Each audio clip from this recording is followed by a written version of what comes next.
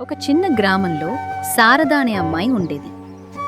సాధారణ జీవితం కానీ పెద్ద కలలు BA చదువుకుంటూ తన భవిష్యత్తు కోసం కష్టపడుతోంది. ఆమెతో పాటు ఎప్పుడూ ఉండేది ఒక స్నేహితురాలు మీనా. ఆమెని నిజంగా కేర్ చేసే నిజమైన ఫ్రెండ్. ఒకరోజు వేణు అనే యువకుడు ఆమె జీవితంలోకి వచ్చారు. చక్కగా డ్రెస్ అవుతాడు, ఆత్మవిశ్వాసంగా మాట్లాడతాడు. నేను IASకి ప్రిపేర్ అవుతున్నాను. ఆ మాటలు శారదకి చాలా ఇంప్రెస్ అయ్యాయి.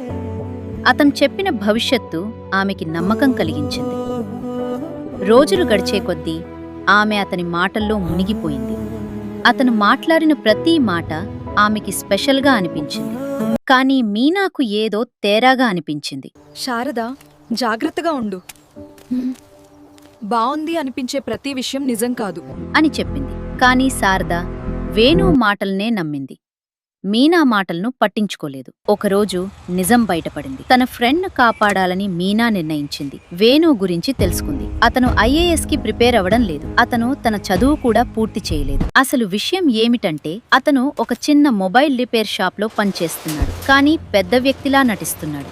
శారద అతన్ని ఎదుర్కొంది. ఆ క్షణంలో అతని ఆత్మవిశ్వాసం ఒక్కసారిగా మాయమైంది. శారదకి అప్పుడు అర్థమైంది, తనను బాధపెట్టింది అతని పని కాదు, అతను చెప్పిన అబద్ధాలు. ఆ రోజు ఆమె ఒక ముఖ్యమైన పాఠం నేర్చుకుంది. మాటలు ఆకట్టుకుంటాయి కానీ నిజం మాత్రమే నమ్మకాన్ని నిర్మిస్తుంది. ఆమె మీనాకు క్షమాపణ చెప్పింది, ఎందుకంటే నిజమైన స్నేహితుడు మనల్ని ఎప్పుడూ కాపాడతారు. ఆ తరువాత శారద తన చదువుపై మళ్లీ దృష్టి పెట్టింది. ఈసారి మాయలో కాదు, స్పష్టతతో.